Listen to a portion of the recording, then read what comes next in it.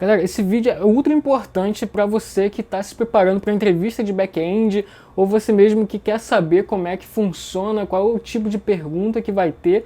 Aqui nesse vídeo eu vou abordar 6 tópicos que você tem que entender ali o contexto, entender um pouco do assunto para você bem preparado para uma entrevista de back-end, beleza? Olá pessoal, eu sou Ayrton e esse é o canal do Programador a Bordo. Bom, antes de começarmos, eu queria falar que essa foi uma pesquisa que eu fiz no Instagram, lá nos meus stories. Na verdade, foi para saber qual vídeo você queria primeiro, se era dicas para entrevista de back-end ou de front-end. O de back-end ganhou por muito pouco, como vocês podem ver aí na imagem. Então, esse é o primeiro vídeo que eu vou estar lançando com 6 tópicos importantes para você estudar e sair bem numa entrevista. Mesmo que você não vá para uma entrevista, é uma aula importante, porque você vai entender muita coisa que circula o mundo do back-end, que você vai trilhar esse caminho se você seguir uma carreira de programador, beleza? Então, antes de começarmos os tópicos, já se inscreva no canal, é muito importante para mim, para esse canal continuar crescendo, ok? E a gente tem muito conteúdo, é meu objetivo trazer muito conteúdo de qualidade, conteúdo que você não encontra aí de forma gratuita. Então se inscreva, ative o sino, compartilhe muito, vai me ajudar demais, comente nos vídeos que isso também ajuda, beleza? Então vamos lá. E os 6 tópicos são: a primeira é a sua experiência, segunda, arquitetura de software, terceiro, escalabilidade e também vou falar de performance. Quarto é qualidade de código. 5, projetos legados. E o 6º, quando você começa um projeto do zero, beleza? Eu vou deixar vários links, porque eu vou falar meio por alto sobre cada tópico, mas eu vou deixar vários links que você pode se especializar mais ali em cada um deles, ali mais sobre os assuntos. É claro que eu vou deixar um pouco de lado a parte de pergunta totalmente técnica, por exemplo, pergunta extremamente técnica sobre linguagens, extremamente técnica sobre banco, sobre sistema operacional, porque aí também não tem como falar em um vídeo, nem em 5 vídeos, nem em 10 vídeos, seria muitos vídeos, mas eu vou deixar uns links de referência que tem várias perguntas dessas e vários tipos de respostas que você pode dar, que você pode entender para se sair bem na entrevista, beleza? Aqui eu vou falar de uma forma mais macro, mas os assuntos que mais recorrem, que eu mais prefiro, na verdade, em processos seletivos, porque cara, você pode chegar para uma entrevista de programador Java, mas não saber nada de Java, mas se você sabe essas coisas, questão de arquitetura, questão de escalabilidade, se você já programa, tu não precisa saber Java, que isso tu aprende rápido. Então vamos lá começar com o tópico 1, que é a sua experiência. Todo processo seletivo passa por essa parte sobre contar a sua experiência, sobre se você não tem experiência profissional de mercado, você vai falar suas experiências de freela, suas experiências de projeto que você fez em curso, tá? Não importa muito, mas basicamente eles vão perguntar quais foram os projetos que você trabalhou, como você atuou nesse projeto, quais decisões partiram de você, decisões técnicas, né? O que você faria de diferente agora com esse projeto, né? Porque é um projeto passado, o que você faria diferente hoje? Quais foram as dificuldades que você encontrou e o que você aprendeu com eles, tá?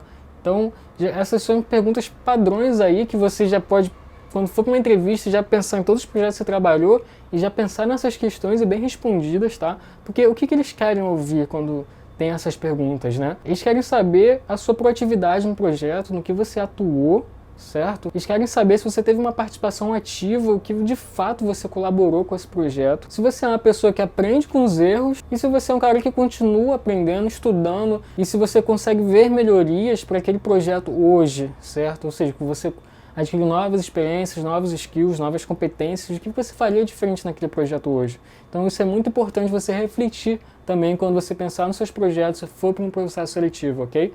E também eles querem saber o nível técnico dos projetos que você participou, se casam, né, com os projetos que tem nessa empresa, ok? Então já vai alinhado isso. E o segundo tópico é arquitetura de software. Cara, programador back-end não tem que só saber programar, só saber ali a linguagem dele, fazer uma conexão com o banco. Ele tem que saber trabalhar arquitetura de software. Quando eu falo arquitetura de software, eu não estou falando no padrão do código que você escreve ali, MVC, essas coisas. Estou falando arquitetura geral, arquitetura como microserviços, arquitetura orientada a eventos, sabe? Esse nível de arquitetura. Então vou deixar um link aqui na descrição desse vídeo para você ver mais sobre arquiteturas. Tem um mini e-book que ele fala sobre várias arquiteturas, então a partir dele você pode ler, se aprofundar mais sobre essas arquiteturas. Então assim, eles podem te passar problemas ali na hora sobre como você arquitetaria uma aplicação com microserviços, por exemplo, saber o que é um API Gateway nesse contexto, serviço de mensageria, se você saber arquitetar uma aplicação orientada a eventos. Esses conceitos são muito importantes, é muito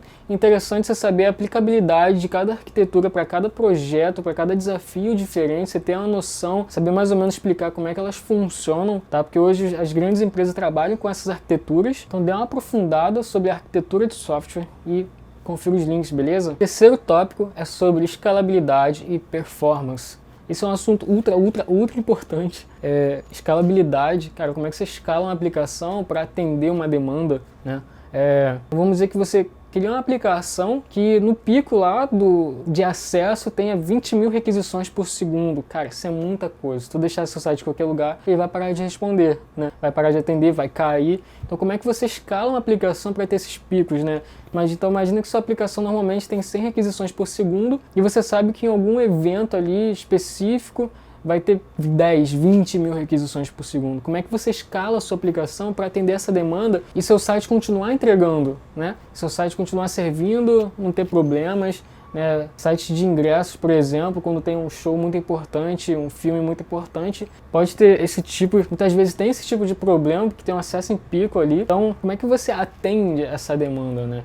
Então, por exemplo, você pode falar de soluções de sistemas de cache em memória com Redis, com o próprio Nginx, com Varnish, cabeçalhos HTTP correto para você fazer cache no browser também, estratégia de banco de dados, né? Como é que você trabalha, como é que você escala o seu banco de dados para atender uma grande demanda de leitura e de escrita, se você vai utilizar réplicas, ou seja, seu banco de dados vai estar replicado em várias máquinas e vai ter um balanceador para saber para qual banco de dados desse vai ter a leitura dos dados, qual banco vai ter a escrita, ou se vai ser sistema de sharding no banco de dados. Então, qual é a melhor solução, né, que escala para você? Como é que você vai escalar a parte do seu código mesmo, né? Se você vai escalar horizontalmente ou se você vai escalar verticalmente. Horizontalmente significa adicionar mais máquinas, né? Então, vamos dizer que seu projeto está ali rodando em 2 máquinas, agora tu escalou para rodar em 5 máquinas. E escalar verticalmente significa porque você está adicionando mais recursos. Então, se seu projeto está rodando em uma máquina, significa que você vai adicionar mais memória, mais CPU, essas coisas, entendeu? Então, se você está escalando horizontalmente, você tem que ter um balanceador de carga que vai direcionar seu tráfego para a máquina correta, certo? Então, tudo isso você tem que pensar como é que você escala a sua aplicação para atender em alta performance em um grande nível de requisições, se vai escalar horizontalmente, verticalmente, como é que você vai trabalhar o cache, como é que você vai escalar seu banco de dados, também sistema de indexação de dados no banco, você pensar em performance, se você vai entregar esse conteúdo via CDN, tem muitas questões de escalabilidade e performance, que também vou deixar alguns links para você ler mais sobre o assunto, o balanceador de cargas, escalar. Então é um tópico que muito provavelmente vai ter, que tem grandes chances deles passarem um problema, um desafio, e eles falarem, cara, como é que você escala aí para atender tantas requisições por segundo? Como é que você escalaria isso verticalmente? Como é que você escalaria isso horizontalmente? Como é que você melhoraria ali a escrita do banco? Então são questões também que um desenvolvedor back-end tem que conhecer e que tem chances de cair no seu processo seletivo, ok? Vamos para o quarto tópico, que é a qualidade de código. Todos esses tópicos são equiparados assim, em questões de importância, certo? Qualidade de código é muito importante e com certeza vai ter na sua entrevista também. Então como é que você organiza seu código? Tu usa MVC, MVP, MVVM, uma outra estrutura de pasta, de projeto? Como você lida com a responsabilidade de cada parte do seu código? Como você deixa seu código mais legível e mais manutenível, certo? Você segue os princípios do livro Clean Code, né, uma leitura importante sobre como nomear suas funções, suas variáveis, seus métodos, classes, sobre a parte de comentários. Ele dá várias dicas de como escrever um código legível para quem for trabalhar no seu projeto depois. Você escreve testes no seu projeto, testes unitários, testes de integração. Testes são muito importantes, tá? Não vá para uma entrevista sem nem saber o que é testes. Muito com certeza vai cair na sua pergunta, na sua entrevista, vai cair se te passar um desafio técnico para você escrever testes. Ainda sobre qualidade, como é que você cria um código desacoplado, né? Aqui você pode falar sobre o Solid Principles, né? É um exemplo, você pode ler um pouco sobre o assunto.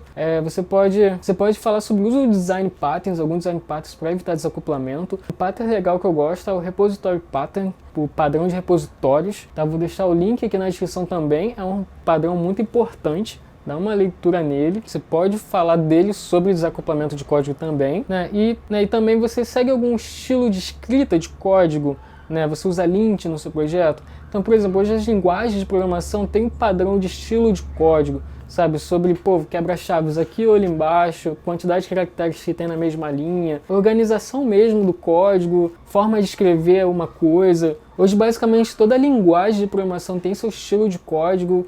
Muitas linguagens têm vários estilos de código. No JavaScript, por exemplo, tem do Airbnb, tem um do Google, tem vários estilos de código. Você pode adotar e escrever, seu time, sua equipe trabalhar com esse mesmo estilo de código, beleza? Então é importante citá-los também sobre a parte de qualidade de código. Vamos para o quinto item, que é sobre projetos legados. Para projetos legados, muitas empresas fazem esse tipo de pergunta porque muitas delas têm projetos legados e também é importante conhecer. Essa pergunta mostra a experiência que o profissional tem. Sabe, como é que você lida com um projeto legado, ali, um projeto que, cara, é crítico, que é difícil mexer, é um projeto que de repente está sem testes, mas que é o coração da aplicação ali. Cara, você vai mexer ali, como é que você vai fazer para mexer ali e não quebrar o site inteiro? É um monolito, o projeto é um monolito sem testes, com várias regras de negócios complexas. Como é que você vai trabalhar, né, dar manutenção, adicionar uma feature, mexer ali sem quebrar o projeto?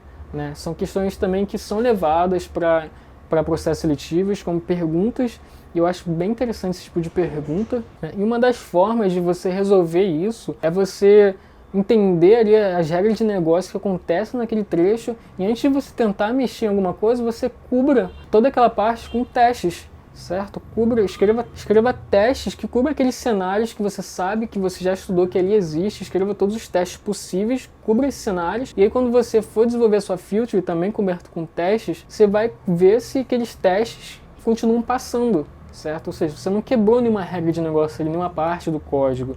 Okay? Um outro tipo de pergunta também que pode ter é como é que você migra um projeto legado para um novo, né? Para você estar migrando esse projeto para uma nova arquitetura, para uma nova stack de projeto. Uma das formas é você migrar em partes, né?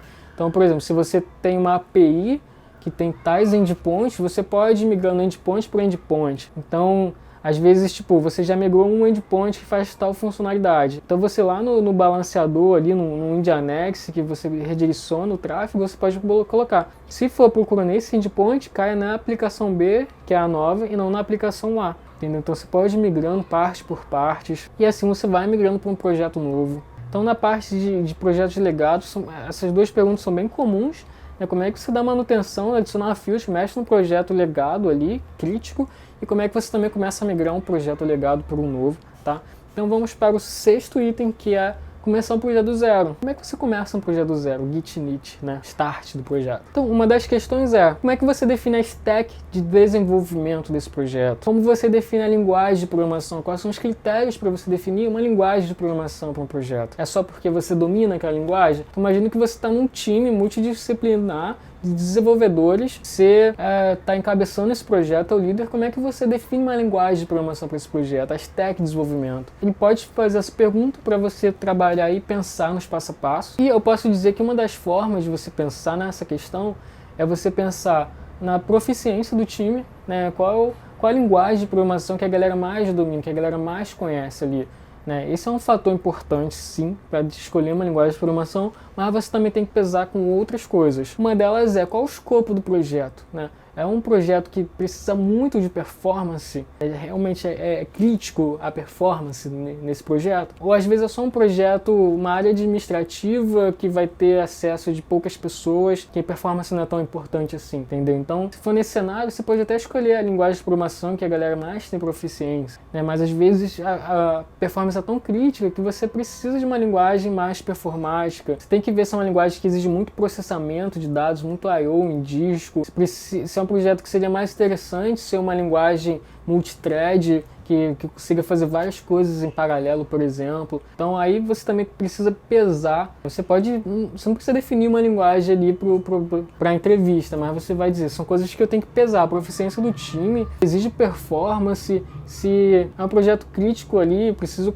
ter multithread ou não. Então são questões que você precisa analisar e pesar para chegar numa linguagem de programação, né? Se a empresa já tem o padrão de usar essa linguagem de programação, então, tipo, se outro time precisar mexer no projeto, eles já sabem, já conhecem a stack, então também é um motivo para você seguir uma linguagem de programação. Então mantenha essas coisas em mente, ok? Então também questões de banco de dados. Qual é o melhor banco de dados para você escolher? É um relacional ou é um não relacional, né? Um NoSQL?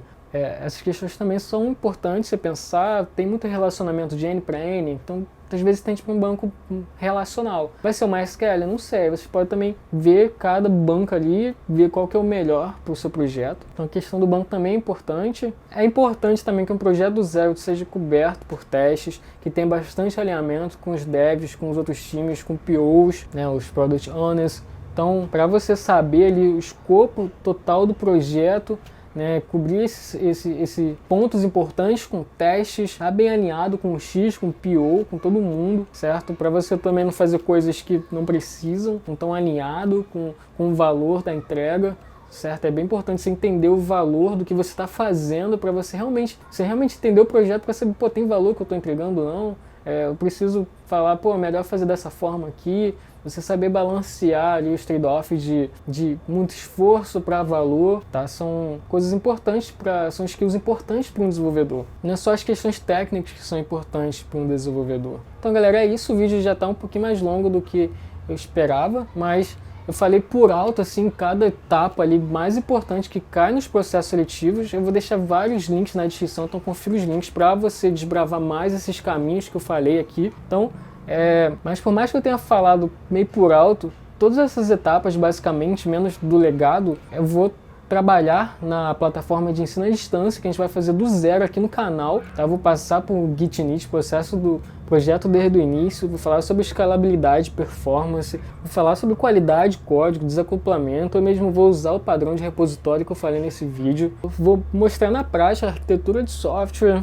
A gente vai definir aqui, por exemplo, qual é o melhor banco para a solução de uma plataforma de EAD, para o escopo da plataforma que vamos fazer aqui. Então, galera, já se inscreva no canal porque essa plataforma vai estar irada, você vai aprender demais. Então é isso, pessoal. Vai sair o vídeo aí também de dicas de entrevista de front-end. Vai estar bem interessante também. Na verdade, cara, é muita coisa para falar de front-end também. O front-end cresceu muito. Não vou nem conseguir falar tudo em um vídeo. Mas é isso, galera. Muito obrigado. Se inscreva no canal se você ainda não é inscrito. Mais uma vez, compartilha e valeu!